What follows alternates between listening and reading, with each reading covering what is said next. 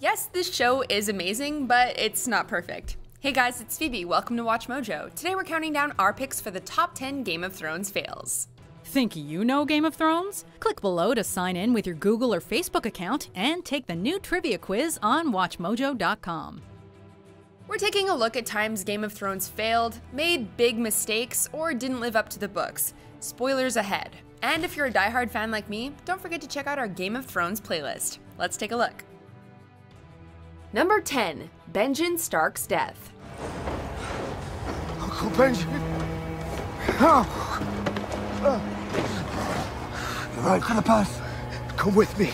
A member of the Night's Watch and uncle to the Stark children, Benjen Stark goes missing very early on in the series, only to reappear in a slightly undead form in Season 6, when he saves Bran from Whites. He makes a similar last-second entrance to save the life of Jon Snow a season later, even appearing to sacrifice his life to buy Jon time to escape. What's the problem then?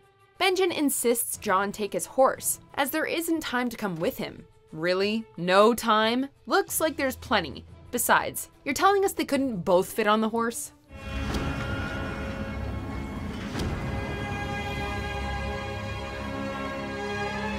Number 9, Melisandre and the Not-So-Magic Necklace. However hard for us to understand.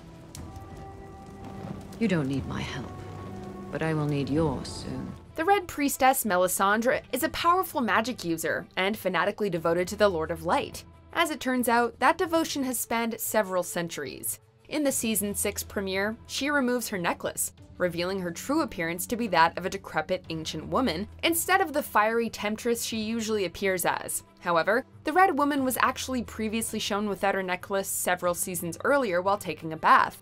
Of course, there are a number of ways to explain the discrepancy, but the simplest and most likely is that the showrunners messed up.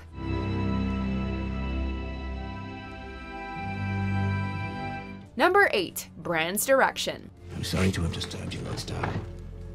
I'm not Lord Stark.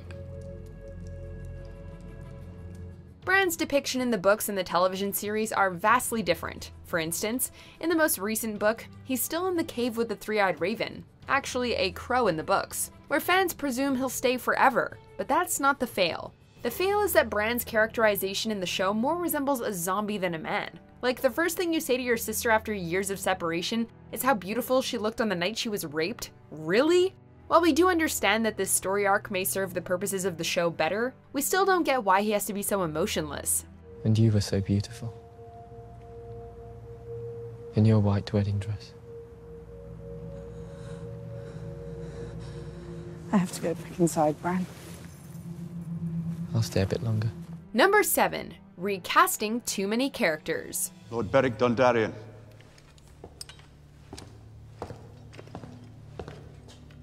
You shall have the command. Speaking of suspending our disbelief, few things force us to do it as often as recasting new actors and character roles.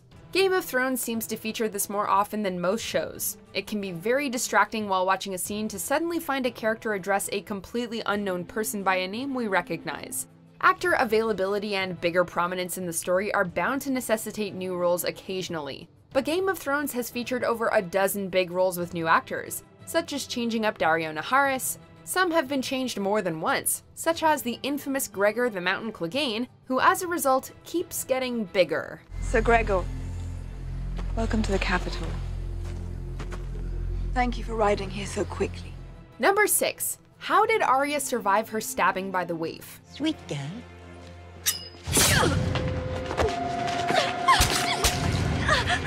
During her training to become one of the faceless men assassins in Braavos, Arya Stark makes an enemy of a fellow trainee, only known as the Waif.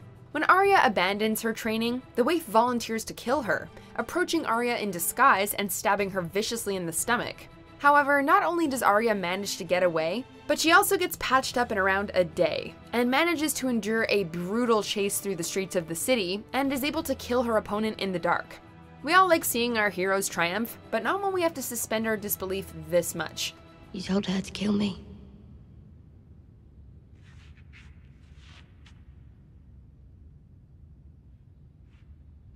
Yes. But here you are. And there she is. Number 5, Stannis Baratheon.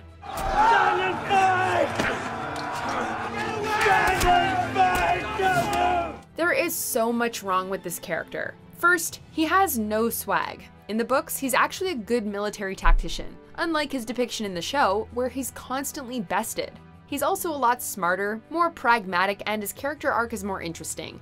In the show, he's literally a shadow of a man. Then he kills his own daughter because of bad weather and a hungry crew, as if it's no big deal. Even the actor, Stephen Delane, felt disheartened by his performance on the show. Finally, in a cruel twist of fate for an already disappointing character, he's unceremoniously killed off screen by Brienne of Tarth for the murder of Renly. Seriously? Do you have any last words?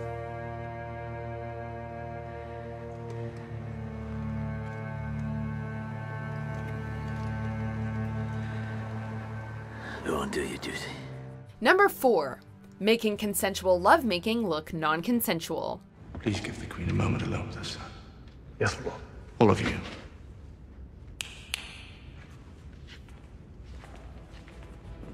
We're getting into the really cringeworthy stuff now. While next to their dead son Joffrey's body, siblings Jaime and Cersei Lannister have intercourse. As if this wasn't gross enough, it also appears that Jaime rapes Cersei. In the books, while still incestuous, the sex is completely consensual.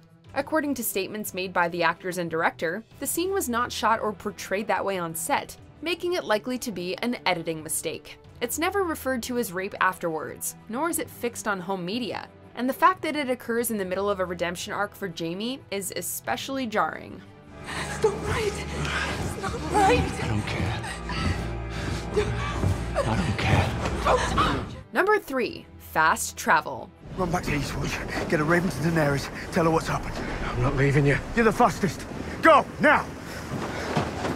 You're faster without the hammer. Give it. Give it.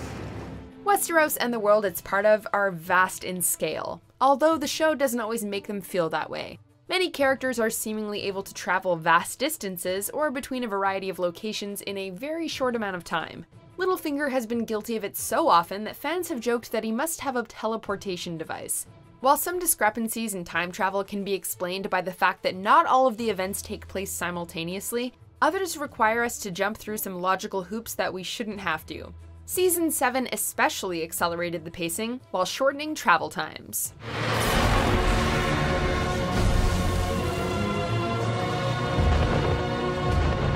Number 2. Littlefinger trying to turn Sansa and Arya against each other. How can you even think such a horrible thing?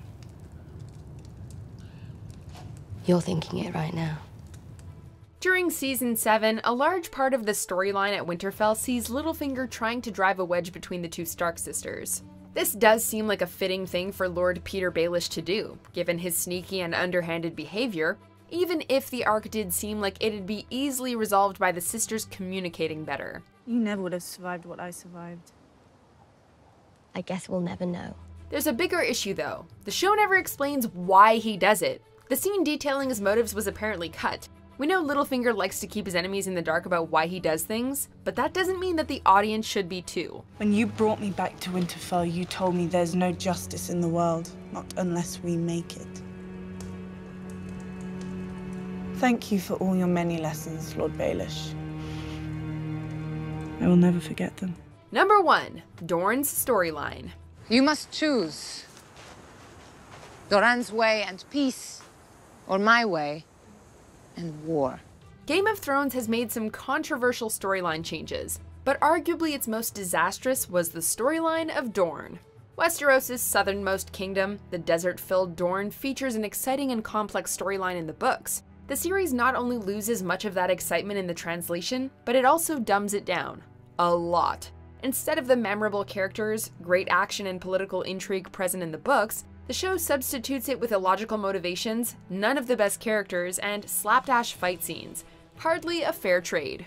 Let's not forget, the Sand Snakes have arguably some of the stupidest moments in the history of the series, which is far from their depiction in the novels. We're just glad it's finished at this point. Your daughter will die here in this cell. And you will be here watching when she does. You'll be here the rest of your days. Thank you guys so much for watching. What did you think of our rank? Let us know in the comments below. And don't forget to check out our Game of Thrones playlist for everything Westerosi. And to let you in on a little secret, we have something super special coming out for the series finale, so keep an eye out.